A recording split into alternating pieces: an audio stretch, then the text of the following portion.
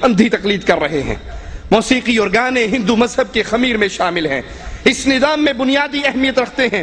ہندو مذہب کے پنڈتوں پروہتوں نے پوجا کرنے والوں میں سوز و گداز پیدا کرنے کے لیے ہمیشہ اس کا سہارا لیا ہے۔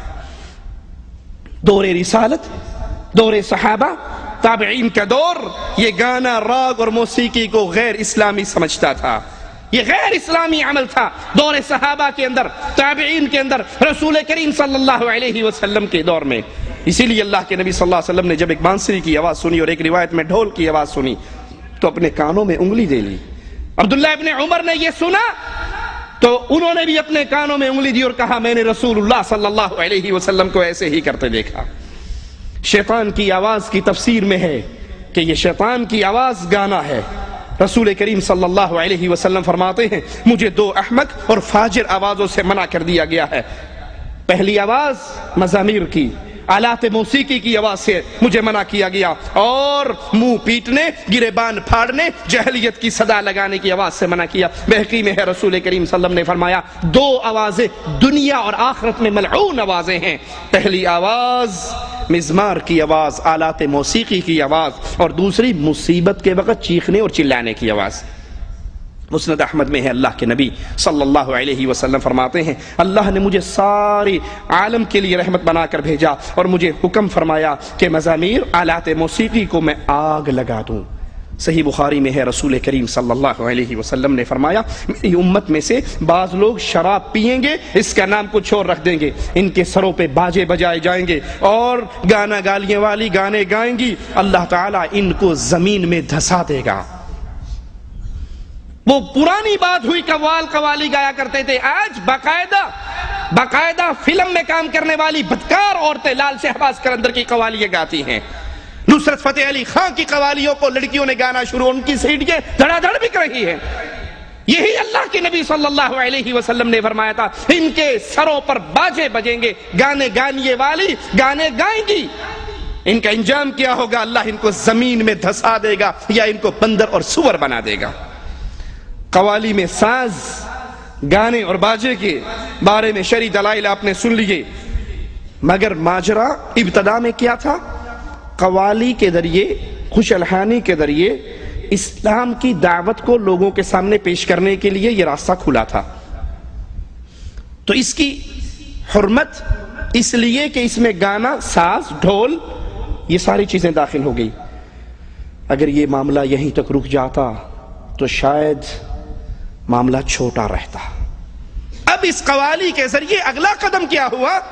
ساز، گانے، باجے تو ایک چھوٹی سی بات رہ گئی، اب اس قوالی کے ذریعے باقاعدہ کفر کی دعوت دی جاتی ہے، اسلام کی بنیادوں کو گرایا جاتا ہے، اللہ کی صفات چھین کر مردوں میں بانٹا جاتی ہے۔ آئیے قوال کی قوالی ہم آپ کو سناتے ہیں۔ وہ کہتا ہے پھر قم باذنی کا پھر ماحول بنا سکتے ہو، میری بگڑی کو بنانے میں قباحت کیا ہے؟ آئینہ خانے میں تبدیلی بھی لا سکتے ہیں، قم باذنی کا پھر ماحول بنا سکتے ہیں، میری بگڑی کو بنانے میں قباحت کیا ہے؟ آپ کو چاہے تو مردوں کو جلا سکتے ہیں، پیروں کے پیر ہیں۔ پیر جیلانی عبد القادر، آپ قم باذنی، مردے سے کہتے تھے قم باذنی، میرے حکم سے زندہ ہو جا، لا حول ولا قوت الا باللہ۔ عیسیٰ علیہ السلام کو اللہ نے معجزہ دیا تھا اور وہ کیا کہا کرتے تھے؟ قم باذن اللہ، اللہ کے حکم سے کھڑا ہو۔ وہ کہتے ہیں یہ تو عیسیٰ کا معجزہ تھا نا، ہمارے پیر صاحب تو بہت تکڑے ہیں، ان سے بھی۔ قم باذنی کا پھر ماحول بنا سکتے ہو، میری بگڑی کو بنانے میں قباحت کیا ہے؟ آپ تو چاہیں مردوں کو جلا سکتے ہیں، مردوں کو چاہیں زندہ کر دیں، قم باذنی کہیں اور قبر سے سارے مردے کھڑے ہو جائیں۔ پیروں کے پیر ہیں، روشن ضمیر ہیں، بغداد والے حضرت سب کے دستگیر ہیں۔ اگر قوالی میں معاملہ گانے، ساز، باجوں کا رہتا، ڈھول کا رہتا تو ایک چھوٹا ماجرا تھا، اب تو یہ قوالی۔ مجھے یاد ہے ایک دفعہ پاکستان میں سفر کر رہا تو اس نے گانے لگائے ہوئے، تو میں نے کہا بھائی اللہ سے ڈرو، یہ گانے حرام ہے، بند کر دیجیے۔ تو اس نے میرے کو دیکھا اچھا مولوی صاحب، اس نے فوراً گانے بند کر کے نصرت فتح علی خان کی قوالی لگا دی۔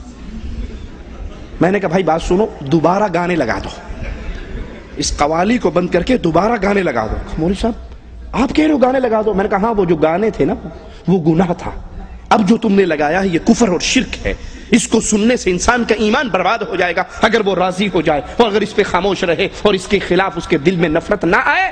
یہ تو کفر تم نے لگایا، یہ تو میرے رب کو گالیاں دینے والا ہے۔ آئے گی اس کی قوالیوں کا ذکر آگے آئے گا۔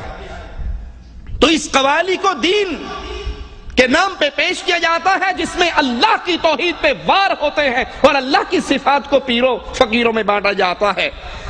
پیروں کے پیر ہیں، روشن ضمیر ہیں، بغداد والے حضرت سب کے دستگیر ہیں، یہ سب کی مشکل کشائی کرنے والے ہیں۔ اب سوچئے بقول قوال پیر عبدالقادر جیلانی قم باذنی کہہ کے مردوں کو زندہ کرتے ہیں۔ آئیے ایک طرف قوالیوں کو رکھیے، ایک طرف عرش والے رب کے کلام کو رکھیے، ایک طرف مشرکین کے سماع کو رکھیے اور ایک طرف اہل ایمان کے سماع کو رکھیے۔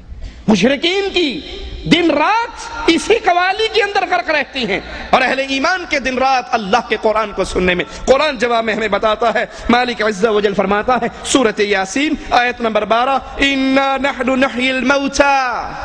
قوال کہتا ہے اے پیرانے پیر قم باذنی کہہ کر پھر آپ ماحول وہی بنا سکتے ہو مردوں کو زندہ کرنے کا، لیکن قرآن ہمیں خبر دیتا ہے نحن نحیی الموتى، اے لوگوں یاد کر لو اللہ فرما رہا ہے مردوں کو ہم زندہ کرنے والے ہیں۔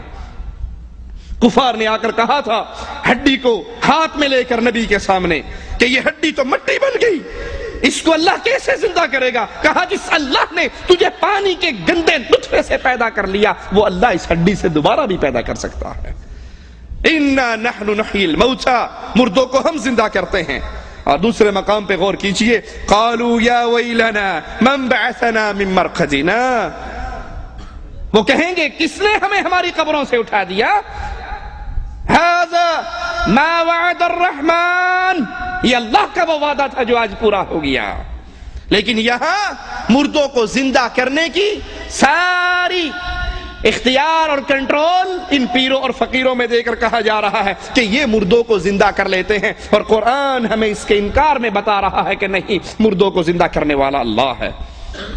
ایک اور مقام پہ غور کیجئے، کیف تکفرون باللہ وکنتم امواتا، اے اللہ کے ساتھ کفر کرنے والوں، اے یہ مالک کی صفات اپنے مردوں پیروں میں بانٹنے والوں، قرآن کی آیت پہ کاش تم نے غور کیا ہوتا، کیف تکفرون باللہ، تم کیسے اللہ کے ساتھ کفر کرتے ہو، وکنتم امواتا، تم مردہ تھے، فاحیاکم، اللہ نے تمہیں زندگی دی، ثم یمیتکم، پھر اللہ تمہیں موت دے گا، ثم یحییکم، پھر اللہ تمہیں زندہ کرے گا۔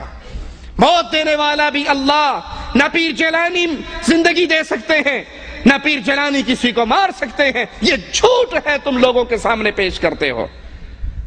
کہا جی آپ نے نہیں ماننا، وہ جو ہمارے پیر صاحب تھے نا اسلام آباد والے گولڈے والی سرکار، وہ گولڈے والی سرکار گولڈا اسٹیشن پر آئے تھے، ایئر گن ان کے ہاتھ میں تھی، ایئر گن انگریز کے ہاتھ میں تھی، تسبیح پیر صاحب کے ہاتھ میں تھی۔ پیر صاحب نے پوچھا اس انگریز سے یہ گن کیا کرتی ہے؟ اس نے لوڈ کیا، چھرا ڈالا، اوپر پرندہ بیٹھا تھا، نشانہ لیا، مارا، نیچے گرا، مر گیا۔ انگریز نے پوچھا یہ تسبیح کیا کام کرتی ہے؟ ٹرانسلیٹر تو تھا وہاں پہ کیا؟ اس انگریز کو پنجابی کس نے سکھائی؟ پنجابی کو انگریزی کس نے سکھائی؟ خیر چھوڑو اس کو۔ کہا بابا جی یہ تسبیح کیا کام کرتی ہے؟ کہا تو نے مار دیا نا، مر گیا نا، ڈیڈ باڈی ہو گئی۔ کہا ہاں۔ تسبیح پکڑی، اس کے اوپر رکھی، وہ زندہ ہو کے پھر پرواز کر کے درخت پہ جا کے بیٹھ گیا۔ سننے والے نعرہ رسالت، لا حول ولا قوت الا باللہ۔